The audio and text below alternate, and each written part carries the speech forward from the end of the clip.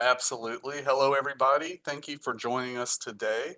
Uh, as Greg said, my name is Bill Sims. I'm the marketing director at QuickBooks Made Easy for Nonprofits, and we're happy to present this today on TechSoup for you, uh, connecting your QBO to your bank feeds. Okay. Bill knows nothing about QuickBooks, so he always struggles whenever he gets into anything relevant. Okay, go ahead, keep going. We do encourage you to make comments and ask Greg short questions in the chat box. He can see that while he's teaching along. Any longer questions in Q&A, I can cut and paste into chat so Greg can see them. Uh, TechSoup will be sending you today's link, and the slides will also be attached to that. I don't know when that goes out, probably in the next couple of days. So that means, just to make sure, you'll get the PowerPoint deck, and yes, you'll get the recording, The right? You get recording, the yes. recording. So if anybody's wondering if you're going to get the recording, so Rebecca has a bad echo. That means you probably are in twice. And so that's why you're having an echo, because no one else has an echo but you. So you probably have signed in 2 times. Anybody else have an echo besides Rebecca? Give me a yes or a no in the chat. All right. All right. Okay, keep Okay. going, Bill. Okay, and now I would like to introduce you to our presenter today, Greg S. Boston CPA. Greg has his own CPA, a full service accounting CPA firm in Atlanta, Georgia. In the year 2000, 25 years ago, he created QuickBooks Made Easy for nonprofits to teach nonprofits specifically how to use QuickBooks for their needs.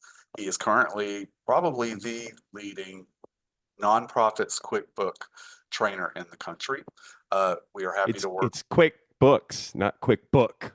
Oh, well, QuickBooks. Uh, we work with national partners like TechSoup, Grant Station, NPQ, Chronicles of Philanthropy.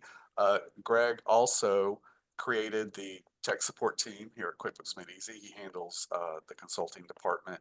He also created our nonprofit services and wrote our training programs, The Essentials and Beyond the Essentials. And he's taught so many students and so many seminars, we've lost count. How about that, Greg? He Yeah, I doesn't like like it that. when I put the numbers in. And with that, I'm going to turn it over to Greg. All right, cool. So we've got 108 people here. So 98 people have answered the poll. I'm going to go ahead and end the poll. Uh, Deb, hang, and let me get through this. Okay. All right. So let's see now. Share the results here. So we've got 55% of you. So over half of you are already connected to the bank feeds and are here to see about getting some tips and tricks, I guess. But there are 41 of you that aren't even connected yet. And the point of the webinar is to talk about how to connect. So we'll have time to do some tips and tricks afterwards, but I am going to show you the initial connection. All right. So, all right. What else do I need to say? I did want to know who has seen me teach before. Just put it in the chat, yes or no. Have you ever seen me teach? Uh, so I'm always kind of curious to see. Oh, wow. We got a lot of them, a lot of yeses. Okay. So a few no's. So for those of you that not seen me teach before, I'm a CPA.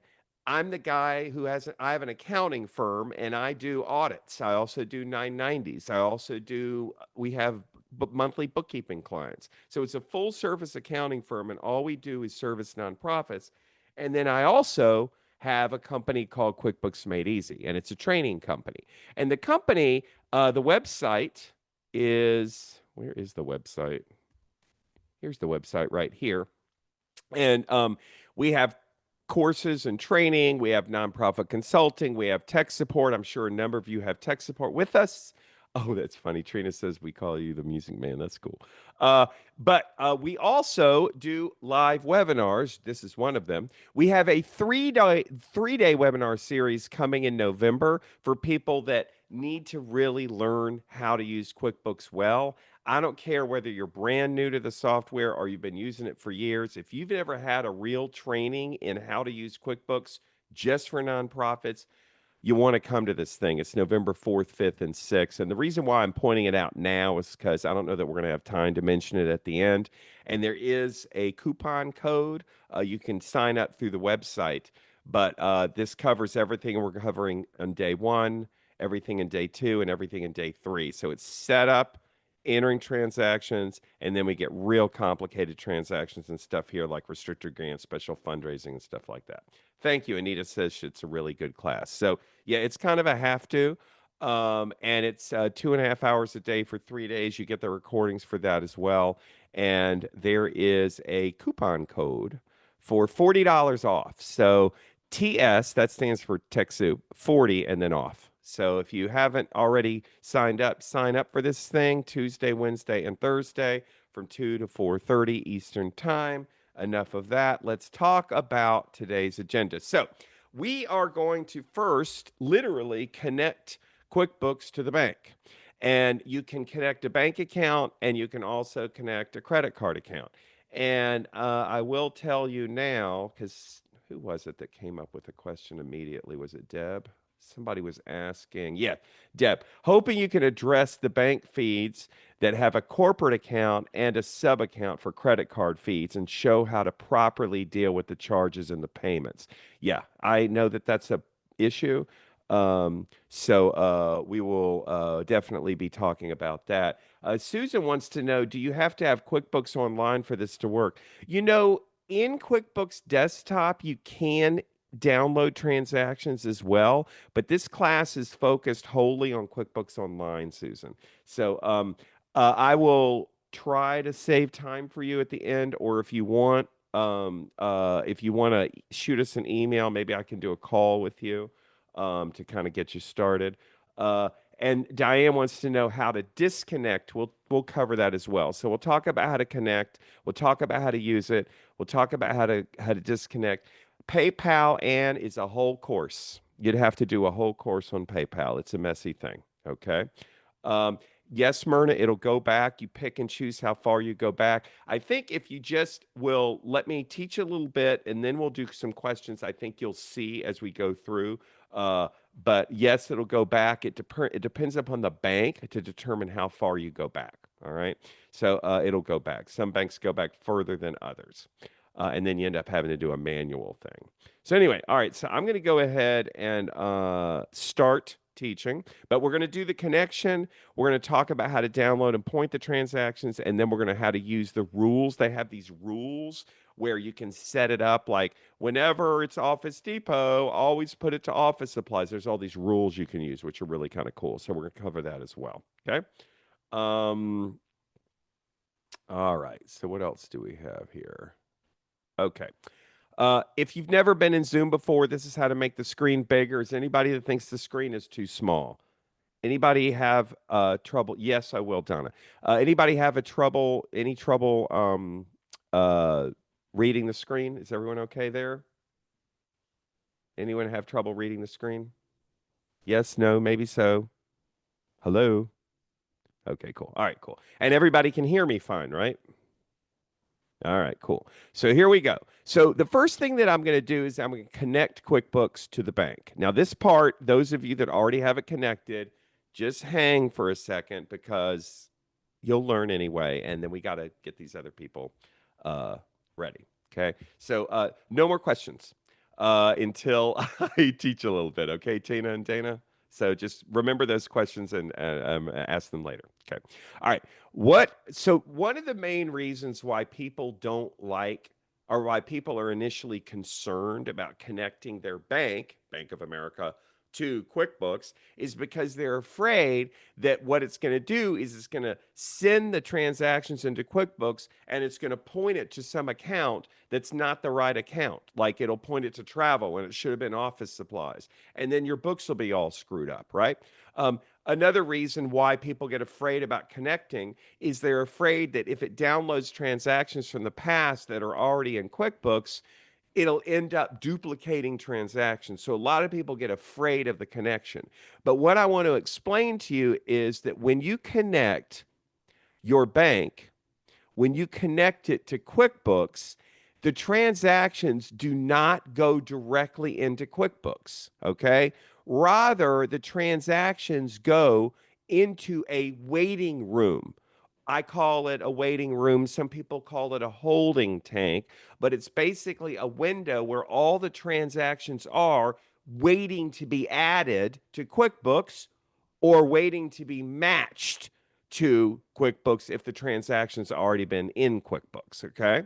So, uh, you don't have to worry about this. So, those of you that haven't connected, you can very easily connect it, look at the screen, the waiting room, see all the transactions, get scared, and then disconnect it. I mean, it's fine. It's not a problem. So, don't freak out about it. Okay.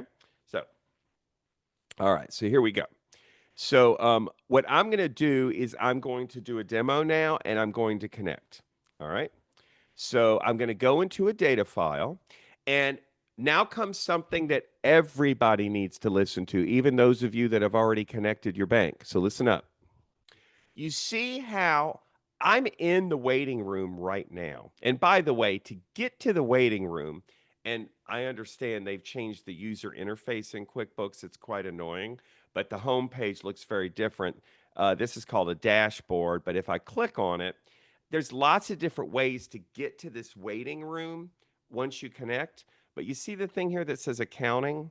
I'm going to click on it, and you'll see something that says bank transactions. Let's do that again because I think I accidentally clicked on it. Oh, wow. I clicked on accounting and it went right to bank transactions. That's not usually what happens. Uh, that's interesting. But if you click on accounting, you'll get a list of things to go to, and one of them is called bank transactions, and that's the waiting room. So this is the waiting room that I'm talking about, okay? Now, I want to tell you that the waiting room has changed. It looks different now, okay? So there is an old way of looking at the bank feeds, which is this way right here that I'm showing you. And there's the new way of looking at the bank feeds, and you can switch to it by going to Try New Banking Page.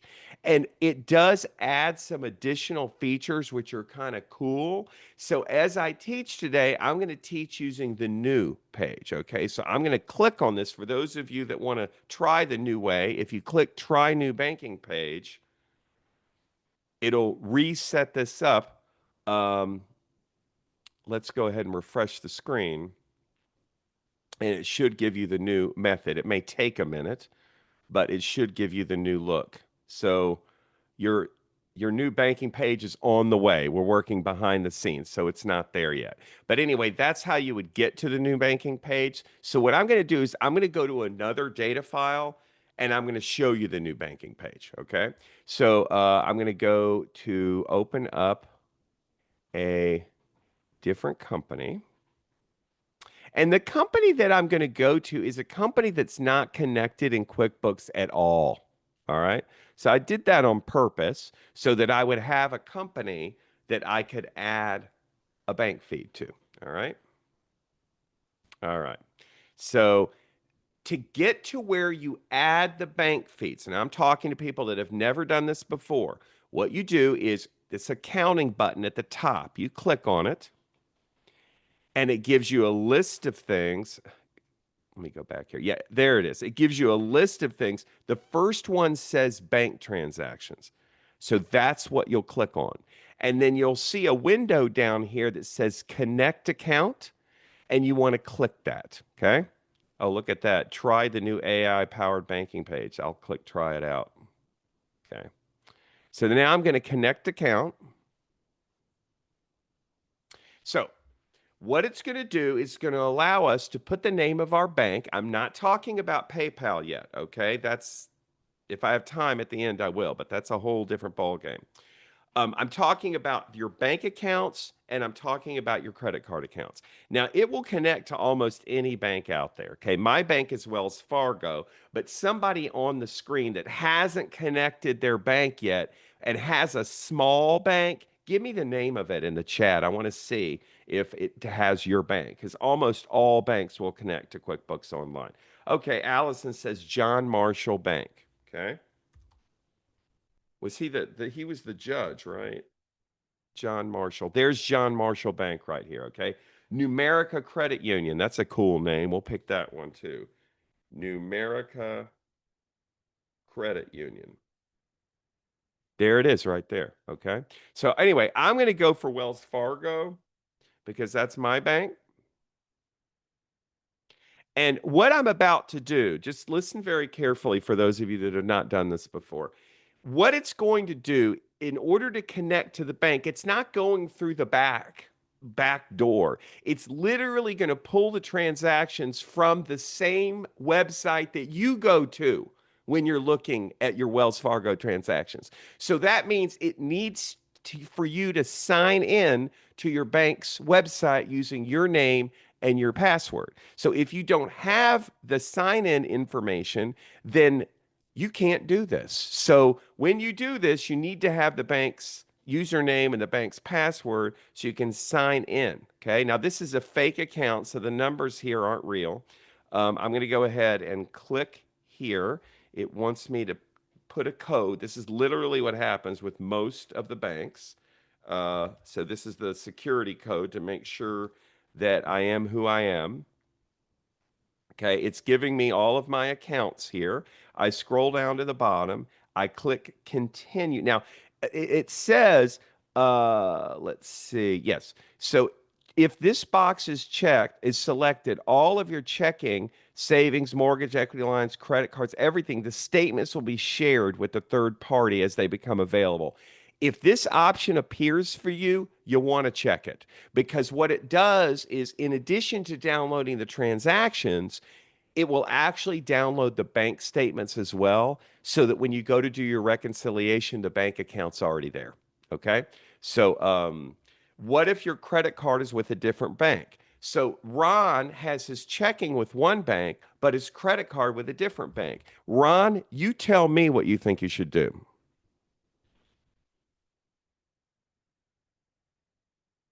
Ron, what do you think you should do if your credit card's with a different bank? Ron, are you there? Does anybody want to tell Ron? Yeah, that people are telling you connect that bank too. You can have both banks connected. Yeah, you add a different bank. All right.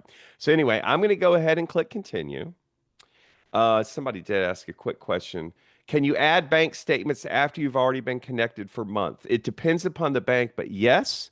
Dawn wants to know she's already feeling like she has to leave early. So, yes, the recording will be available if you leave early. But why would you want to leave, Dawn? This is so fun. So, you agree to the terms and conditions. We click connect. Click connect. So, what it's going to do is it's setting up the connection. So, right now it's talking to Wells Fargo and it's establishing the connection. And it's talking to the Wells Fargo's website. Okay, so here's all the accounts. And what it wants to do is it wants to take an account and it wants to connect it to an account in QuickBooks that's already existing. If you click add new, and this is the first mistake people do, if you click add new, it'll create a new account in your chart of accounts list. And now you have two accounts in your chart of accounts list. You have the one that you've been using all these years, and then you have a new one that it's downloading to. So what you want to do is you want to make sure to connect it to the bank account. Okay. Um, does it refer to banks all over the world, including Africa? I don't know the answer to that question. I don't know. You'd have to try it. Okay. Now, the other thing that you need to take a look at is now listen very carefully. You've already been using QuickBooks, but you haven't connected your bank. Now you connect your bank. It would be crazy to download transactions that you've already entered manually, right? So, what we want to do is this is where people don't read. You must look at this. We will pull transactions from the selected accounts, and I can connect more than one, by the way. Okay. I can take, I don't know, this one and connect it to my savings account. So I can do that. Anyway, so it says we will pull transactions from 1/1 of 25 forward. Now, let me just tell you something. If you connect and you screwed up and you entered a bunch of you downloaded a bunch of transactions that are already in QuickBooks, you can match them and you can also exclude them from the download. So it's not like an emergency, like a major catastrophe if you don't pay attention to this date, but I just think it's smart that you should. Okay. So I'm going to download all the transactions for, let's just say, this month. Okay. All right. So then I click connect. So now what it's doing is it's taking the transactions from those two accounts, um, and it is downloading. I see a couple of people like see that I'm waiting, so they asked a question.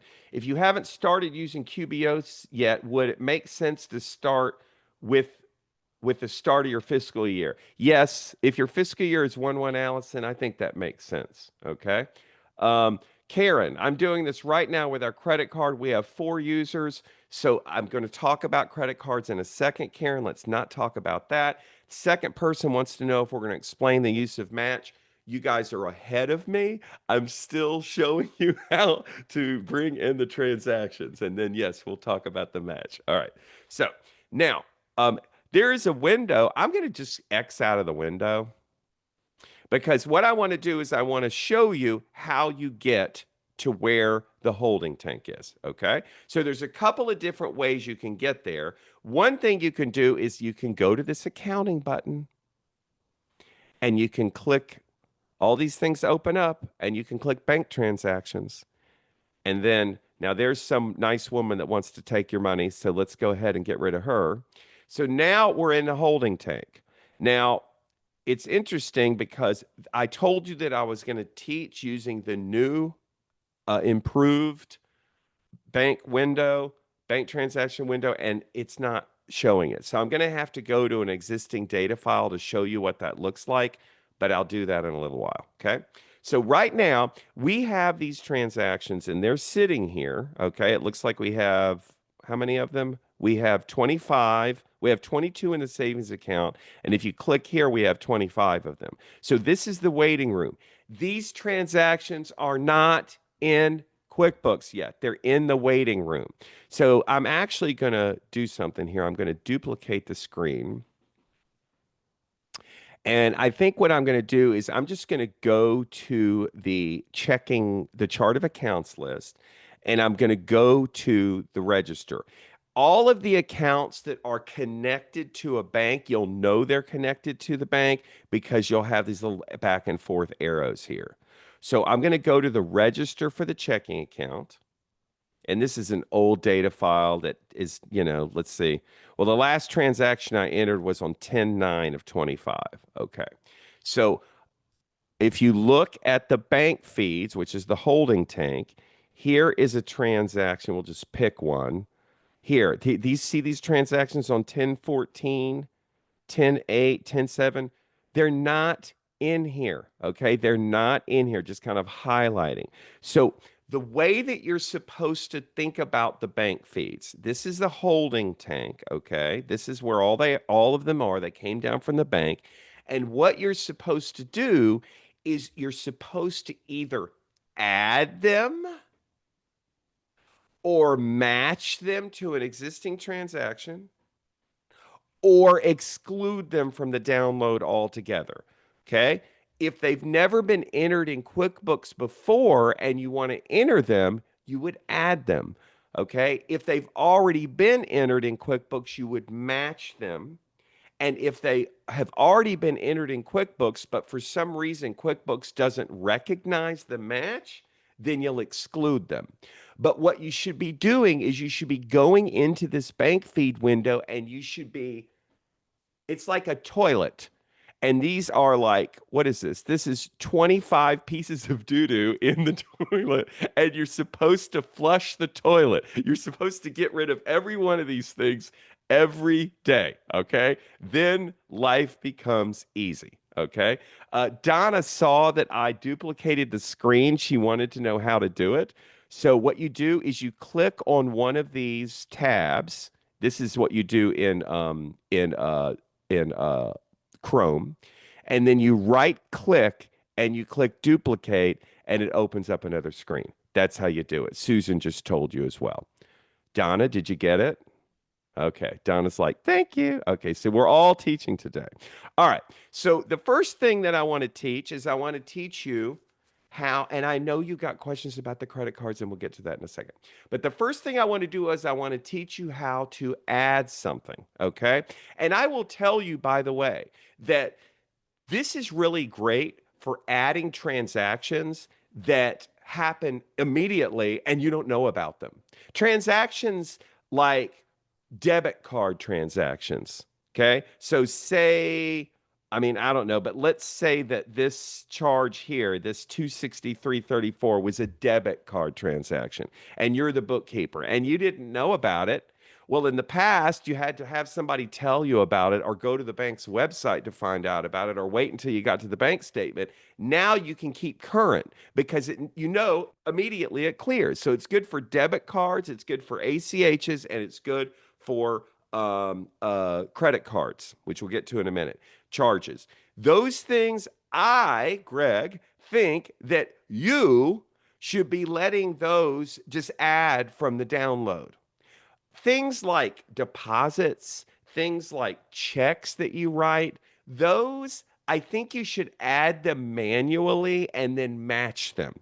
A check is a really good example. I want you to add that manually because a check, you write it, but the bank doesn't know about it for until it clears. And what if it never clears? So I like to add checks manually and then match them. Okay.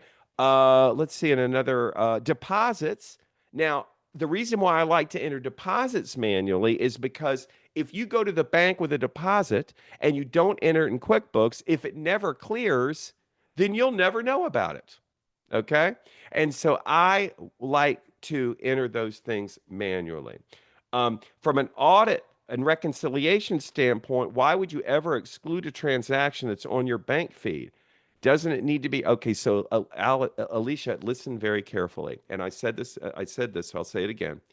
It's not that it's not. It doesn't need to be in QuickBooks. The reason why you would exclude a transaction if it's already in QuickBooks, and QuickBooks doesn't recognize it as a match. Does that make sense? Does that make sense?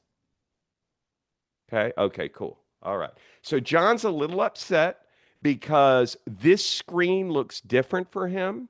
So there's a couple of different ways you can look at the screen here. And my guess is you've got it in the business view. I have it in the accountant view. So if I switch over to the business view, I'll switch over there and see whether or not it looks more. Is this what yours? Whoops. Um, okay. Is this what yours looks like, John? John? John? John? Yeah, okay, good. All right. So this is the business view. I don't like the business view. I don't teach in the business view. I don't think anybody should use the business view, but it basically is the same thing as the view that I'm teaching it. Okay. It says confirm instead of add. When you want to change stuff, you got to click it and it opens it up. This is the same thing, John. When you go to the accountant view, I'm going to go to the accountant view. Here is the accountant view. I like add, it makes more sense. When you click on this to open it up, it's the same screen. Okay. So that's the deal with that. All right. So I'm going to add one. Okay. Now, here's what not to do: add without ever checking where things are pointed. That would be stupid. Okay. So it's trying to guess where things are pointed. It guesses based on where things were pointed in the past for that particular name and if there's a rule. Okay. And when you do this and you point it to the right place, it'll remember and it'll start doing it right going into the future. So anyway, I'm going to pick this one. Do not click add until you've clicked this to open it up. Okay. Now, if you don't know much about QuickBooks, you need some training to understand what these fields are. But that's not what this course is about. So this section. So what I'm going to say is I'm just going to fill these things out. Notice how I opened it up to fill it out. This is where I put the person that was paid. A lot of times the name of the person that was paid is right in here. But this one, oh, it was on call. Looks like it was on call controller is who was paid. So I wonder if I have a vendor called on call controller. I don't. So I can add it to my vendor list right while I'm in the middle of pointing a transaction. This is the account that you point it to. This is the expense account, not the bank account. It already knows the bank account because it's in this checking bank feed. This is where you put the expense account. Sometimes your data file will call it a category. So let's just say that this was for uh, consulting or contract labor. And now, if you don't put an account, you have to put a product service. This is for those people that when they enter expenses, they point them to product services. Nonprofits almost never do this. And so you can leave this field blank. Okay. So you put the name of the vendor here, the account here. In nonprofit accounting, I teach, and it's just kind of nationwide understood. If you want to track grants, this is where you point the name of the grant. You put it in the donor or customer slash project field. So this is where you put the name of the grant. And we've got a whole section on how to track grants when I do the training next month. If you have the location feature turned on in QuickBooks, some people use this to track departments or divisions. You would point it there. And then class, does anybody know where you track what you track with classes? Put it in the chat. What do we usually use classes to track? Alicia says it helps us with the 990, but what specifically does it help us do? It helps us split expenses by functional areas. Okay. Diane wants to use it for grants. That's wrong. You use donor project for grants. You use location for sites. This is how you can break it out between program admin and fundraising. We'll say this went for this particular program. I have to have that for the 990. If you want to split something between accounts, between grants, between locations, between classes, you can do that by pushing the split button. So I'm going to push split, and then I can say, well, I'm going to take part of this and 6450. Uh, I'm going to put part of this to a different grant, or maybe it wasn't paid for out of a grant. So I'll just put it unfunded or operations. Maybe I want to split it between some goes to this class, some goes to that class. Okay. So, and then you would put the amount. So we'll say 200 goes there, which leaves the other 6334 there, and then split and add. So I'll click split and add, and it's going to add it to QuickBooks. So there used to be 25. Now there's only 24, I believe. Let me refresh the screen. It should have automatically refreshed, but I just want to make sure. Yeah, now there's 24. And if I go into the register, here's the register, and I refresh the register. I'm going to go ahead and refresh the screen. You're going to see that that transaction is now in QuickBooks. Does that make sense? Yes? Okay. Um, Can you split by class and other items? You cannot split by location. Oh, okay. So she's saying we can't split by location. You're right. We can't split by location. I didn't point that out. I should have. Let's go back into banking and we'll click this one. And when I click split, yeah, it can't split location. Okay. So thank you for that. I appreciate that, Stacy. All right. So now what I want to do is I want to cover matching, okay? Because that's another option. If the thing is already in QuickBooks, then you don't want to add it. You want to match it, okay? So unfortunately, I don't see any checks because we don't write very many checks anymore. But that's usually an example of something that you want to match. But let's go ahead. This 20830.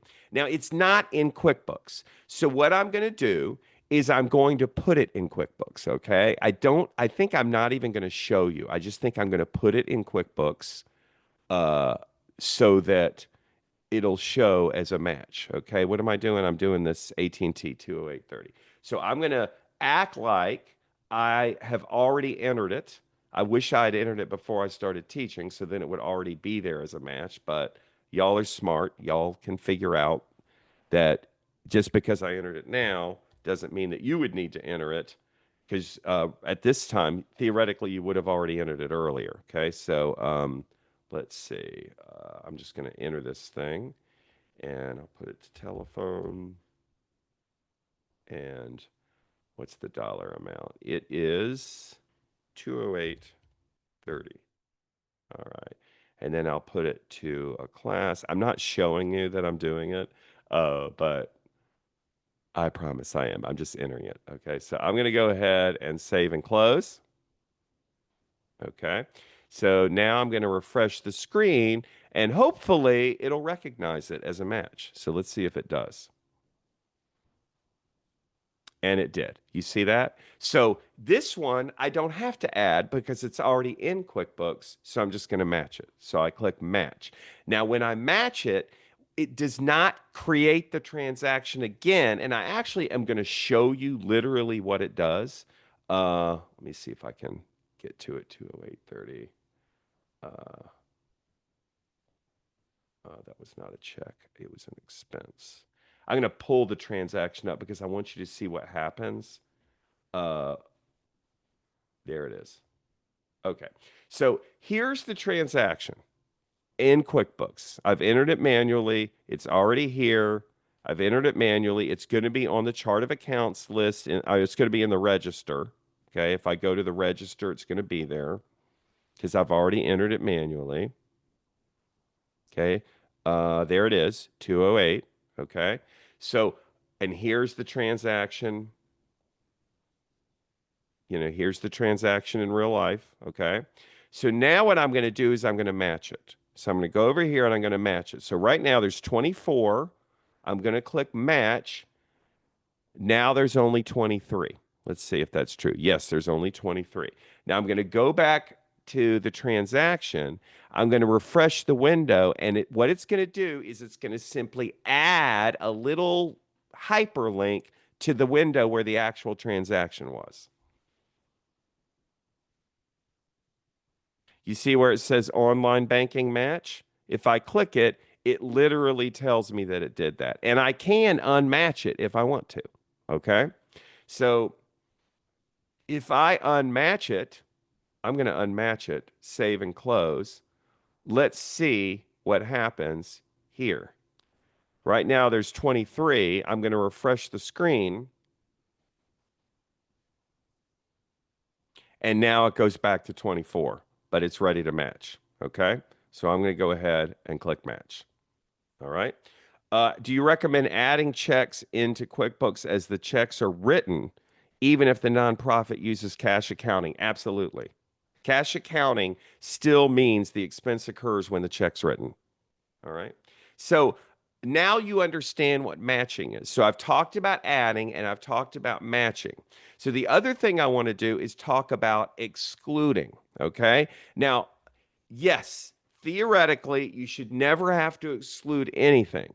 But in reality, sometimes a transaction, it will not match it, even though you think it should. You know it's in QuickBooks, you've accounted for it. Why the frick is it not matching? It's driving me crazy. I'm anal retentive. Greg's telling me to flush the toilet. I want to get rid of this transaction. So all you got to do is you simply check the box, whatever it is that you want to get rid of, and you click exclude. And you can exclude more than one at a time. Okay. Now, when you exclude it, it's put in an excluded list. Everything, see, now we're down to 21. Everything that you have still to review is here. Anything that's categorized, something that you've already done, is here. And by the way, you can undo it. So if you realize that this was done incorrectly, you can simply undo it. I'll do this one to on-call controller. I'll click undo. And now when I go back to review, it's going to be here again. Okay. Uh, Wherever it is, I can't remember. Was it this? I can't remember which one it was. But anyway, so now we're back down to 22. Okay. So No, Anna, it won't affect. If you exclude a transaction, it doesn't have anything to do with the bank rec because the transaction's not even in QuickBooks yet. It's just sitting here. Okay. So here's all the excluded transactions down here, and you can undo an exclusion as well to bring it back if you need to. Okay. So it's very flexible. So coming back to our main point, and I want to get to credit cards. So I want to try and move through this relatively quickly. Um, we know how to add. We know how to match. We know how to exclude. Your goal, again, I'll say it again because it's so completely ridiculous and wrong, but we've got 22. This is a toilet. We have 22 pieces of duty in the toilet and we want to get rid of them. Okay. So we want to remove this down to zero. If you can do this at home while you're watching television, it takes 5 minutes. And then you know about things as soon as they happen. It makes life so much easier. All right. But the one thing that isn't easy is, I got a lot of transactions here that go into the same place. I don't want to have to keep opening it up, fixing it, pointing it, clicking at, opening up, fixing it. I wish I could have some rules. So you can have some rules that it can follow that makes life a lot easier. So let me show you about the rules. And this is really probably the most powerful part of the bank feeds. I'm going to switch to a different data file, one that I already have a bunch of transactions in. Let's see. I'll pick, I can't remember which one. I'll just pick this one and see if it's the right one. If it's not, then I'll just pick another one. Um, uh, okay. Yes. Well, no, that doesn't have, I think that's the one I was just in. That only has 22 transactions. So let me pick another one. Switch company. Maybe it was the 24 one that I need to pick. I think it was.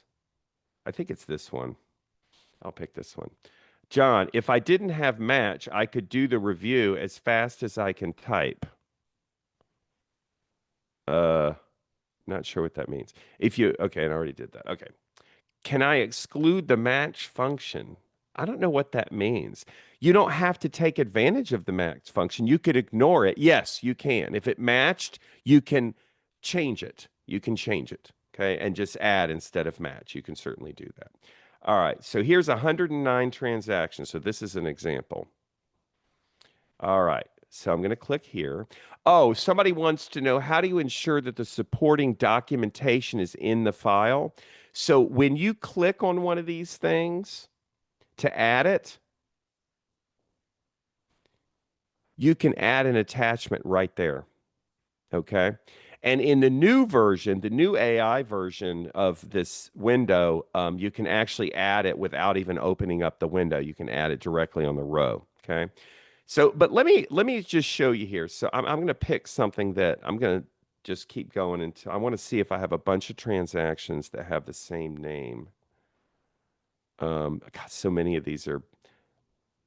Maybe I'll go to the Amex one. We'll show you about the credit card in a second, but I'm going to go over to the credit card, and I'm going to when you have typically with a credit card and with a debit, the description field will already be filled in, the date will already be filled in, and then you're the one who's the dollar amounts filled in, but you're supposed to make sure the payee's right, the account is right, and then if you need to add the class or the grant, you got to put that in here. You got to make sure it's right. But the description comes down from the bank, and so does the date. And some banks give you really good descriptions, and some banks don't. The bigger banks give really good descriptions, so you easily know what it is. So I'm looking at credit cards now. So what I'm going to do is I'm going to sort this by the column header. I'm going to click description, and I'm going to look and see if I can find something that has a lot. Amazon, of course, does, but let's find something else. Uh, let's see. TSTR, and I'm just trying to pick something that y'all may have heard of. There's Apple. Here's Arden's Garden. There's a lot of those. So Arden's Garden, this is actually a place where I go to get a smoothie every morning. Is my personal account. And so it's like these are all of the charges. So maybe yours would be Office Depot or something. And you're like, anytime it's Office Depot, just put it to office supplies, stick it to the admin class, and leave me alone. Okay. So I'm going to do a rule for Arden's Garden. Okay. Um, Tony, what is unique about QB nonprofit version? There's no such thing as a QB nonprofit version, Tony. All right. So, all right, I'm going to go to where the rules are. Okay. So the rules, they've moved. It's quite annoying. But the rules to set up, you have to go, and I'm going to go ahead and duplicate this screen. And there may be another place where the rules are that I haven't found. And if somebody can tell me, then let me know. But what I have to do is I have to go to this gear and I go to rules. And this is where the rules are right here. Okay. I'm going to go ahead and click it and I'm going to create a rule.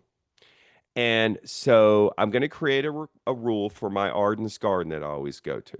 Arden's Garden. All right. So I'm going to go to my rule. I'm going to title it Arden's. This is just the title of the rule. It's not the rule itself. It's not looking for this text. It's just a text field. I could have called it Greg's first rule. But here we go. Apply this to transactions that are money out of all bank accounts when the description contains, not is exactly, but contains, and I'll just put Arden's. I don't even have to put the rest of it. I'll test the rule.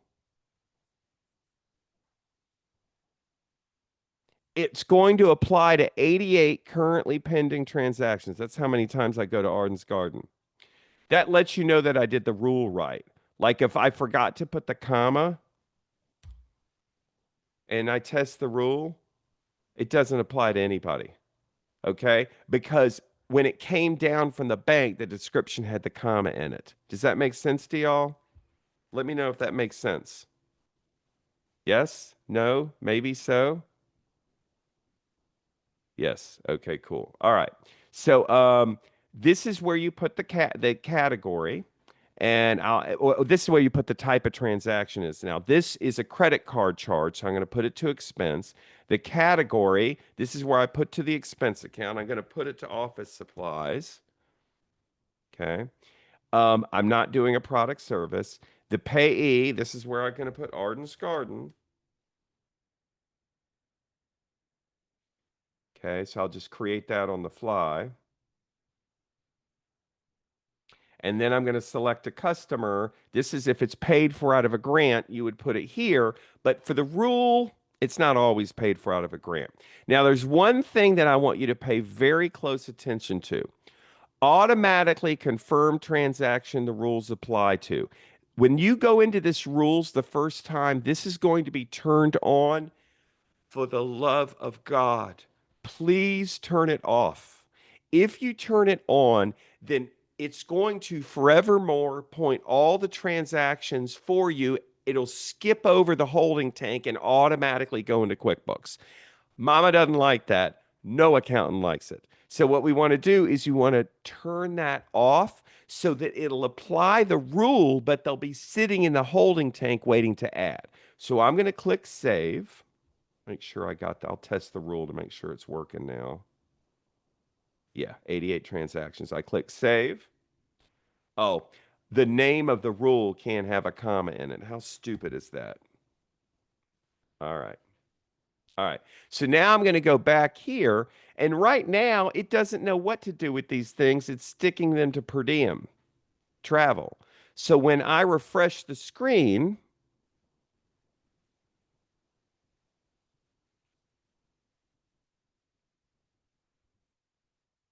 now I have to go back to where Arden's Garden is.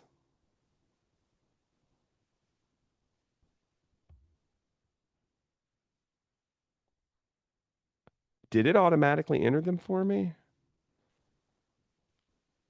No. Am I looking at the wrong data file? What did I do? You're in the wrong account. Thank you. All right. So when I go to Arden's Garden, I love you guys. It's like, thank you so much. It's been a hard day for me today. All right, so where is it? Okay, here's the first one, rule. So see, they're all here. Okay. So, and if you can't see the class here, I think you might be able to add the class. There you go. By clicking this, and now you can literally see the class. Did I not assign it to a class? I don't think I did. Let's go back to the rules. Let's go to the Arden's Garden rule, and let's assign it to a class. Um, Assign more. Here's where I assign it to a class. So I'll put it to admin. Okay. Now let's refresh the screen and see if it added the class. You can include splits in a rule only for class and account. Um, I'll show you that in a second, but I'm more interested in fixing the credit card problems people had. Yeah. So see, now it's all there. Now you could, if you wanted to, click add, add, add. That's obnoxious. Or you could check them all off. Check, check, check, accept.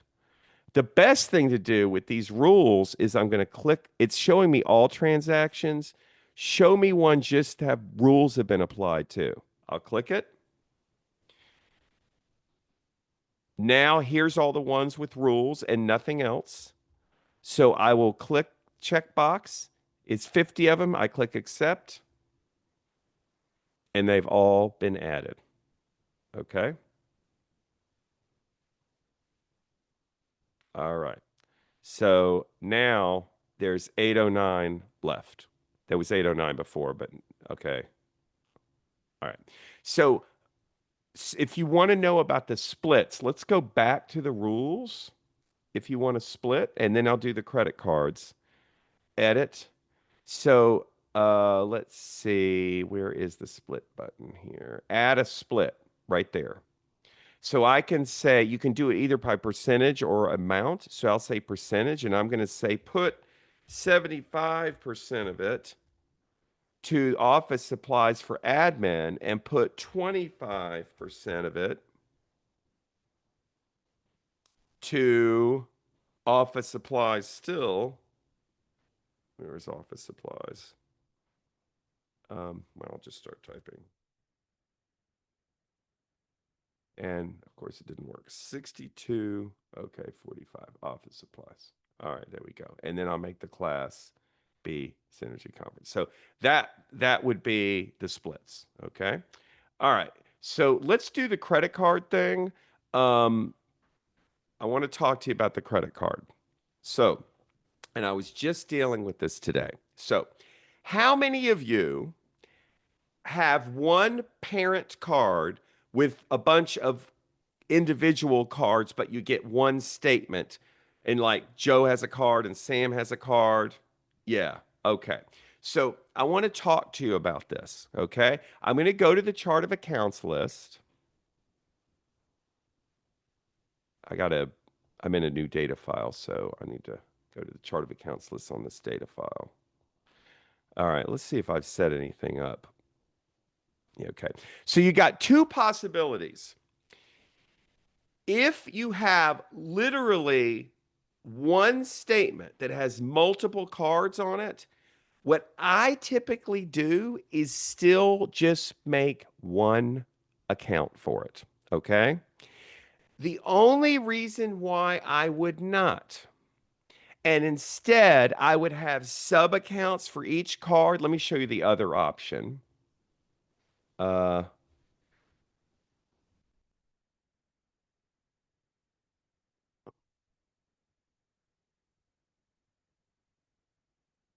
we always need more time. We always need more time. Credit card. Um, uh, okay. And then I'm showing you the other option.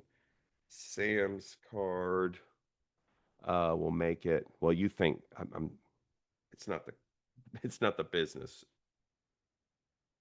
John Smith card. Some people put the 4 digits of the card on it. I like that.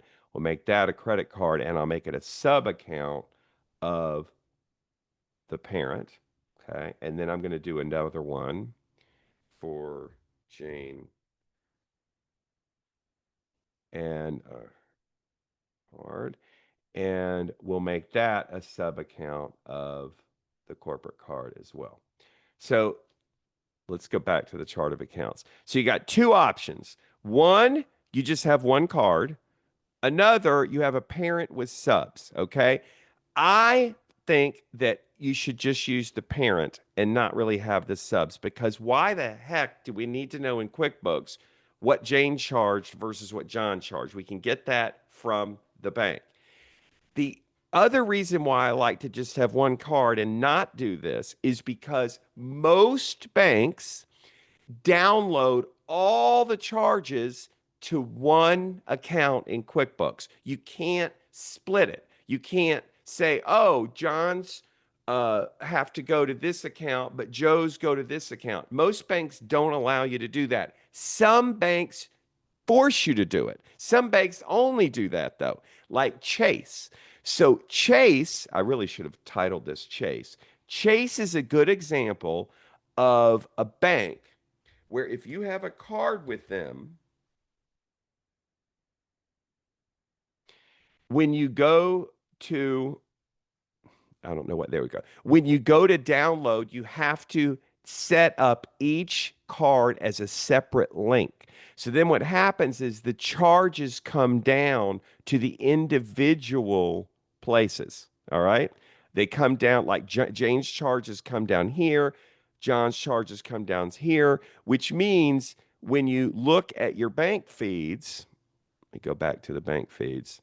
When you look at your bank feeds, you'll have multiple boxes. You'll have one for Jane's card, one for John's card, one for Joe's card, because they have to be imported or synced separately. Okay.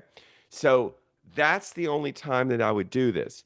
Now, the one caveat is if you're doing this, you still want to reconcile the parent account. You do not want to reconcile the subs. You just reconcile the parent. All right. So there's a little more that I would love to say about the credit cards. I'll cover it when I'm doing the 3-day webinar series because we're basically out of time. Um, there is one other thing that I did want to say about credit cards, though, because somebody brought it up. When you pay a credit card from a bank account, if the bank account is connected to QuickBooks, which it is, and if the credit card is connected to QuickBooks, which it is in this case, you will download the same transaction twice. The bank account will have the money going out and it'll come download. Here it is, 19,179.86. And the other account, the credit card account, will have it coming in as a payment. Okay, which I assume it's here somewhere. Yeah, there it is. 19,176.86 going into the credit card. And when you go to the bank, now I have to go back to where that was. Yeah, here's the 19,179.86 coming out. You see how this says paired with another transaction? So you don't ever want to add this like as a regular transaction. You want to add it as a credit card payment. And it recognizes it. It's paired to another transaction, which means when you click add credit card payment, it's going to remove it from the bank account, but it's also going to remove it from the American Express account. Okay. So this is 809 and 109. I'm going to click add credit card payment. And now I refresh the screen. I got to go over here. And this should be added as well. It's paired. I don't know why it didn't point it, but yeah, there it is, 808. It did it. Just took a second. Okay. So, of course, Ron's telling me I'm wrong, that when Chase, he was able to download one file with all the cards. That's not typically what I see. All right. So when you reconcile the parent. Okay. Transfers from the checking to the savings account. When you click on a transaction to open it up, you can record it as a transfer right there. And then you pick the other account that you want to transfer it to, but it'll recognize it as a transfer as well. Okay. Um, so I'm going to go ahead and I know there's people that have questions, so I'm going to stay on a few minutes later. But before I do that, I just want to make sure, let me go back here. I want to make sure that you have this code to sign up for the webinar series next month. It's TS40 off. It's 2.5 hours a day, 3 days. I'll run late if I need to. We'll take a lot of breaks. We'll play music. It'll be fun. But make sure that you sign up. This coupon for $40 off from $2.99 now to $2.59 expires on 11:59 p.m. Next weekend. Okay. Yes, you will get the recordings for that weekend as well. We only offer the 3-day series April twice a month, twice a year. We only do it twice a year. So you'll be waiting quite a bit of time if you want to do it again. Okay. Um, if you would like, if you don't have tech support and you're like, dude, I just want to pick your brain and ask you questions or ask your team questions, we do have tech support for an entire year. It's normally $4.99. It's $2.99 for you. TS Tech 299. Write that code down. If you sign up again, you got till next weekend. We can make appointments with you remote in. You just call us or email us. We either answer your questions live on the phone or with an email, or we send you a link for an appointment.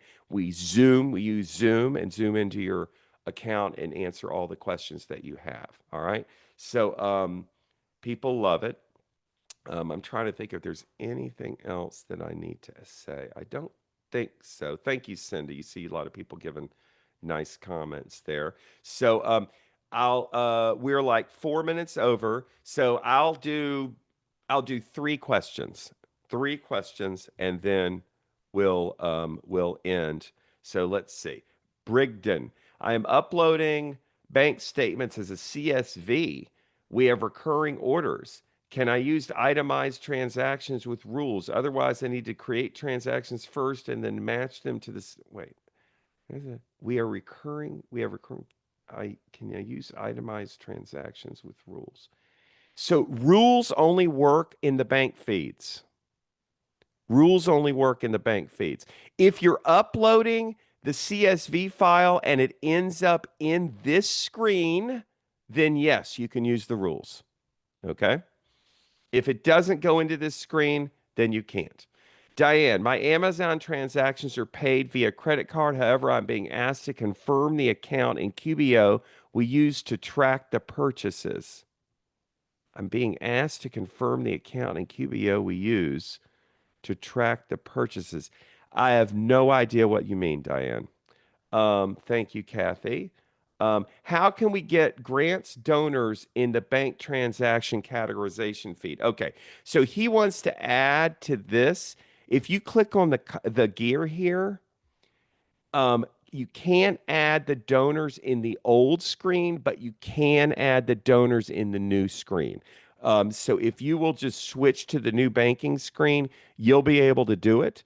I believe I might have, let me see if I have any file that I can show you that has the new option in it. I don't know that I do. I'll try. Let's see. Um, if you are sending receipts to people, how do you add them as a single deposit? So are you talking about sales receipts? You match them using the undeposited funds account. Go to my training, Alexandrina, because that takes a minute to teach. Okay. Um, one more from Karen.